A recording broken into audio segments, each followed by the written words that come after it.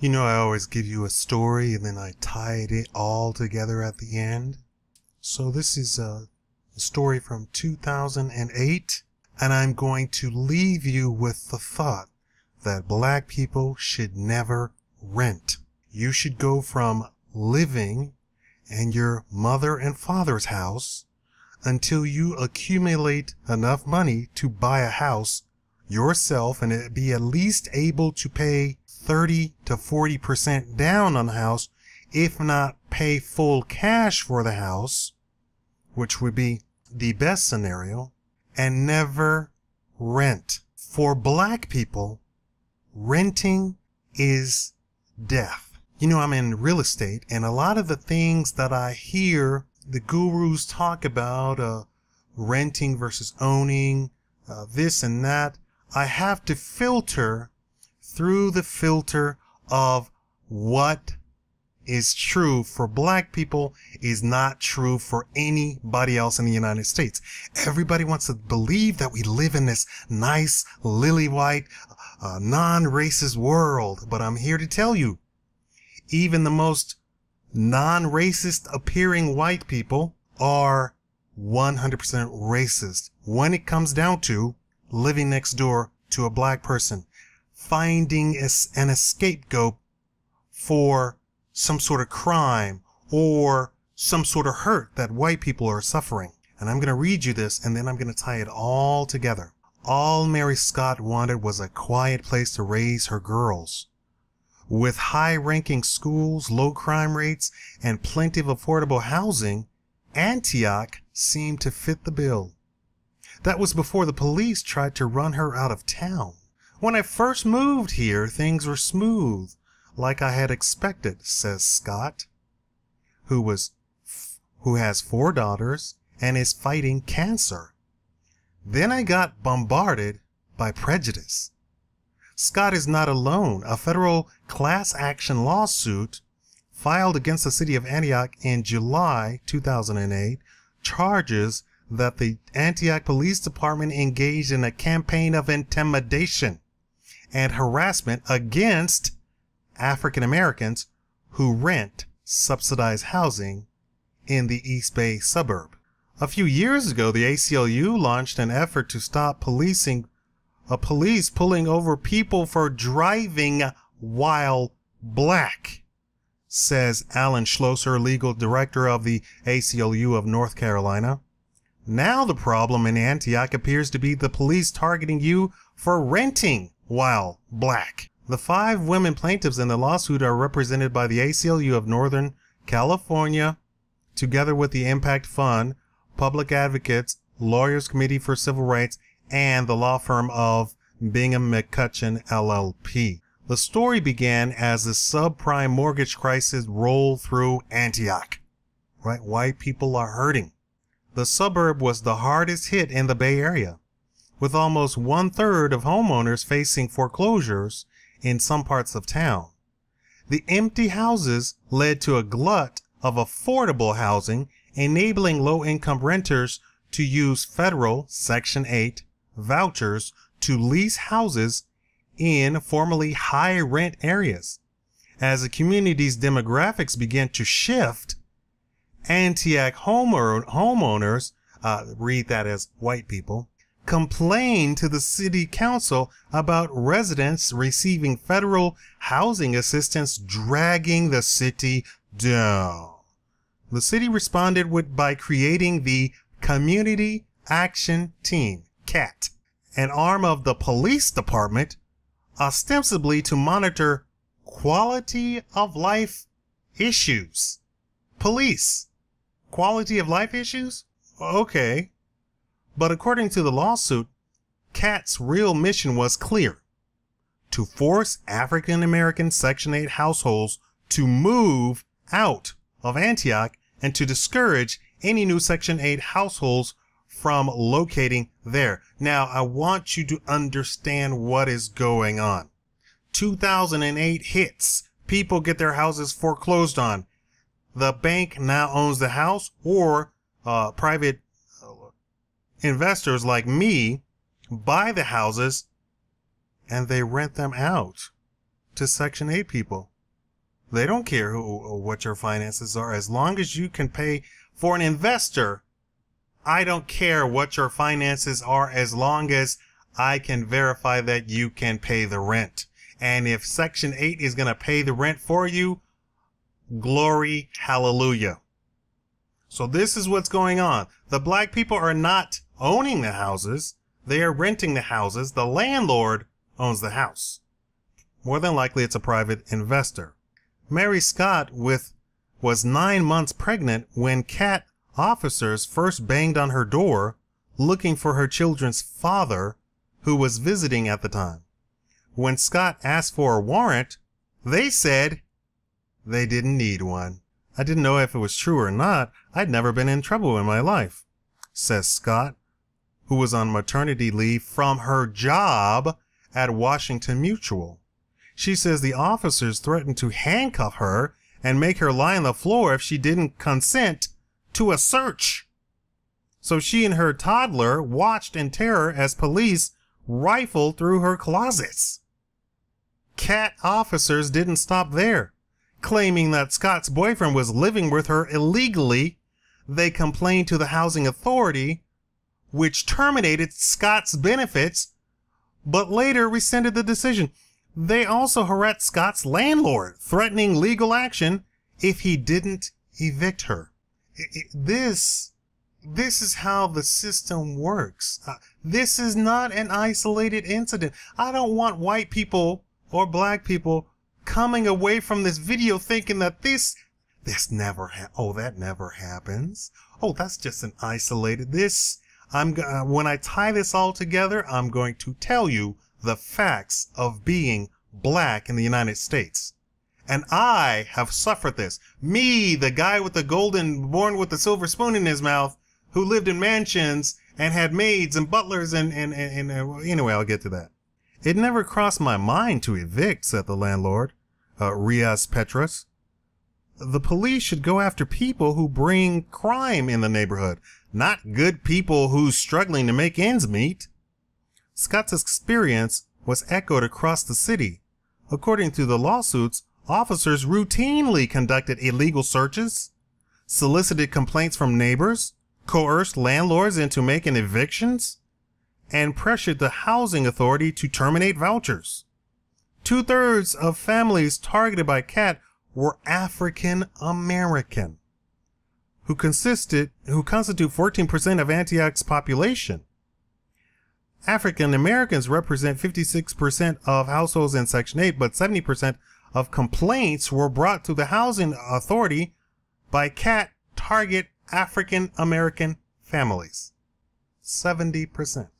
It's clear that the police were trying to find ways to make problems for these tenants, said Schlosser. Karen Coleman says she joined the lawsuit after police handcuffed her and searched her house, terrifying her children. She says CAT officers asked neighbors to submit surveillance reports and went to her husband's workplace trolling for information. The police should keep things calm, not create more chaos, says Coleman. Families and young children should be able to live in their communities without being afraid of the police. I'm telling you, it's not the police. That's just the obvious boogeyman. The real people is the white neighbors. The white neighbors didn't want the black people living there.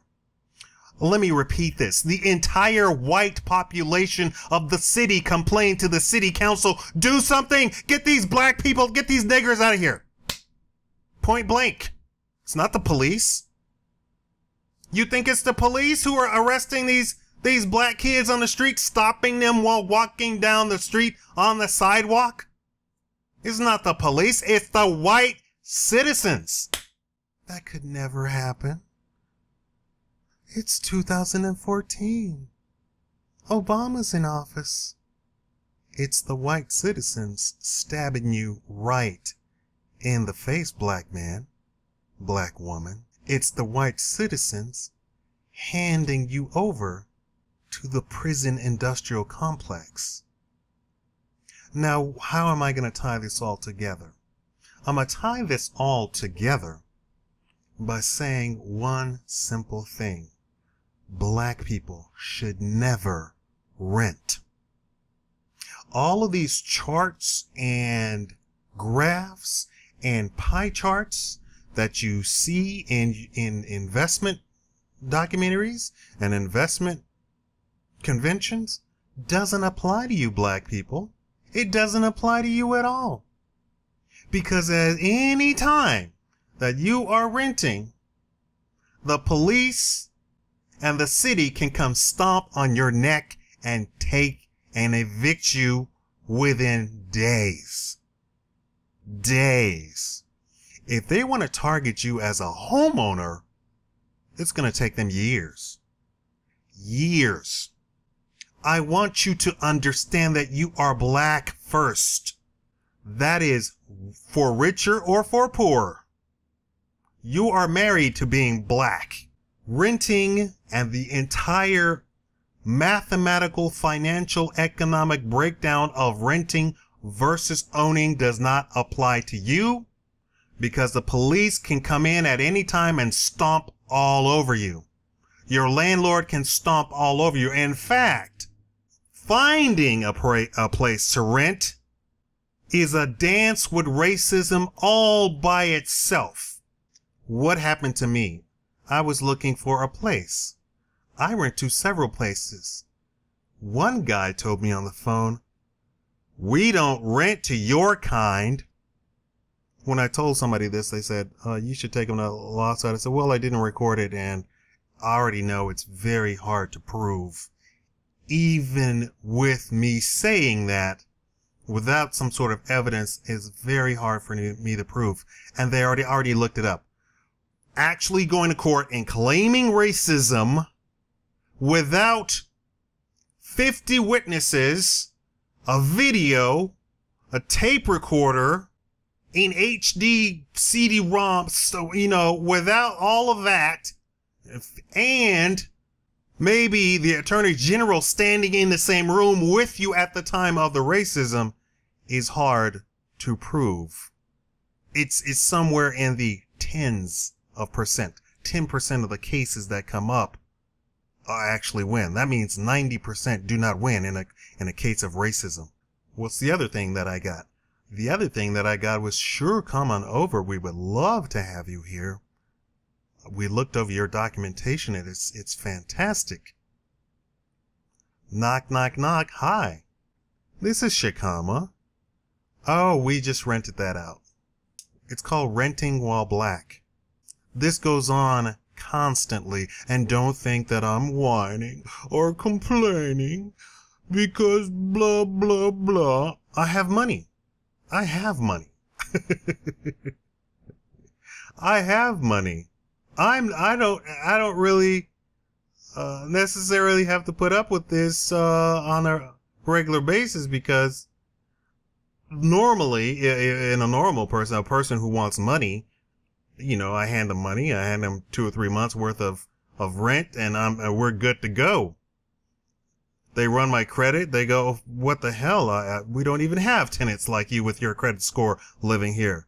Oh, I know. Most people with my credit score are living paycheck to paycheck in some ritzy place with 5 swimming pools, 15 gyms, 24-hour services running around the place. But I'm not about spending every nickel and dime that I get.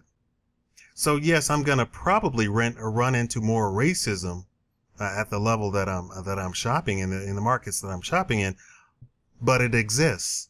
This is what black people have to go through. I'm here to tell you, you should own your own home as a black person. There should be absolutely no other I'm talking lease to own options, assuming loans, subject to buying, everything you possibly can, any alternative to get you into your name being on the deed eventually is what black people should do. There is no debate of owning versus renting for you, because it doesn't apply to you. Just like the Constitution doesn't apply to you when you're renting, we don't need a warrant. That means the Constitution doesn't apply to black people. That's what that means. when the entire city can raise up and said, get these out of our neighborhood, the Constitution does not apply to you. And we're not talking about the South. We were talking about California, weren't we? We're talking about the most liberal state in the union, right? Right? All Democrats, 100%. How do you like that? How do you like that, black people? How do you like that? I'm a good Democrat. My mom voted Democrat. My grandma voted Democrat. How do you like that, you bastards? How do you like that? The entire city of Democrats, of liberals, rose up and said, get them out of the city, in fact. We don't even want them. But you're not rich either. Oh, we don't care, but we're not black. We don't want them here. And do you think only the city of Antioch did this? Oh, I'm here to tell you this happened all over the place. Black violence, meaning black people walking down the street getting killed by white quote-unquote mobs, through three or four people targeting specifically black people. Oh, you didn't hear that in the news? Well, I read it in the news because I do read alternative media. You need to go look it up, black people. There is no alternative for you. You need to own your own home. You need every red cent going to equity. There was a study that said black people have left less assets than white people, even of the same income level at every single level. Why is this? The biggest part of it, up until a certain level, up until you're making like $300,000 a year, the biggest part of it is that black people do not own their own homes. They have no equity in their home. And equity is counted as an asset. Your home itself is not counted as an asset. The equity in your home is counted as an asset. Why? Because you can borrow against the equity in your house. You can get an equity line of credit when you're buying a house. The more equity you have, the more you can get. Black people don't own. And I'm here to tell you, there is no alternative. Until such time as black people go back to owning their own house and taking pride in ownership and taking pride in having something that they call their own, you're going to have the fine citizens of California rise up and tell the city council to get these out of this neighborhood. Get them out of this city. Let's round up the boys and round them out and kick them out of the city. Huh? Let's have the federal agency also evict them, deny their vouchers. Let's bust down their doors and enter without warrant. Why? Because black people don't have any constitutional rights. You black person? You don't have any constitutional rights. What were you thinking by renting in a white neighborhood? The free market spoke in 2008, and the people who could not cut it were foreclosed on. That's how the free market works. And what happened across the world, across the nation? Home prices dropped. That is what the free market is supposed to do. If you have people who cannot afford a home, the free market says we need to drop and drop and drop these home prices until we could get somebody in there who can afford the homes. So those home prices dropped and dropped and dropped, and black people said, hey, wait, hey, I can afford that. Let me step on over there. Now this applies to white, blue, black, and everybody. Your home prices is all being manipulated by the Realtors Association, which is a nationwide behemoth, globalist sort of thing. All they want is their commission. They don't care about the free market. And there is no alternative to the Realtors Association. So you thinking your home is going to go, your home is not an asset. What did I say? Your home is not an asset. The equity in your home is an asset. If your home was cheaper, how much faster could you build equity in your home? Much faster, right? And we talk about affordable housing. Well, if the Realtors Association didn't work against black and white people, we would have Americans owning their own home. It seems it's counterproductive. They get a lousy commission. Literally, their commission, they get, $5,000, $10,000 here and there, right? And that's it. That's it for them. They're paid, they're gone. In the meantime, they are skewing the market. Why? Because then the appraisers say, oh yeah, this house is worth $100,000. Oh, this house is worth $200,000. The house is worth $80,000. It is a 30-year home. It should be depreciated to the point where anybody could afford it. But you're putting some paint on the walls and saying, oh, yeah, the demand is really high. What demand? We have it here in Las Vegas. We have people saying, oh, the home prices jumped 50% in 6 months. How did home prices jump 50% in 6 months? We are the largest foreclosure market in the nation. We are the largest unemployed market in the nation. Home prices shouldn't be jumping. They should be increasingly on the friggin' free fall. Black people, you have no alternative. You are going to suffer from this if you haven't already, right? As white people suffer, their politicians are going to pander to them. You're nobody. You vote Democrat. You vote Democrat whether they stomp on your neck, piss in your face, poop on your chest. Sounds like a sex act, right? You vote Democrat no matter what. They can friggin' slaughter you in the streets. Oh, wait, they already do. The police can arrest you while walking down the sidewalk. Oh, wait, they already do. And then call themselves liberal and for the people and take your vote for granted. Why? Because you vote Democrat every time. Every time. It's like the man whose libido is out of this world and he's married to the same woman for 20 years and they're still young. They got married when they were 16, but they have been married for 20 years. And it's the same sex partner every night or every week, however often they, the wife is taken for granted or the husband is taken for granted. She doesn't excite you anymore. He doesn't excite you anymore. You're taken for granted. That's the black vote. There is no black vote. It's simply the Democratic vote. There is no black vote. Why are they pandering to Latinos? Because Latinos at any instance can say, no, we're going to go vote for the Republican this year. Oh, Latinos don't vote Democrat every time. They don't vote Republican every time. That is why they are going after them. Oh, please come vote for us. What do they do for black people? Give them welfare? That's not a benefit. That's a detriment. You need to stay in the house. And if you're a parent, you need to keep your child in the house until they can afford to buy a house or put 30 to 40% down on a house. It's ignorant to say, oh, when he gets 18, he's going right out the house. If you look carefully, those of the more affluent classes, their children stay with them. If not forever, they stay with them a very, very long time. And I'm not even talking about people who can buy 3 and 4 houses for their children. I'm talking about just regular millionaires, people only worth $1 million. And once you get into business and to the real world of really buying stuff and really paying for stuff, $1 million is nothing. It's not what it used to be in the 60s. Being a millionaire in the 60s was something. Being a millionaire in 2014 is really not that much.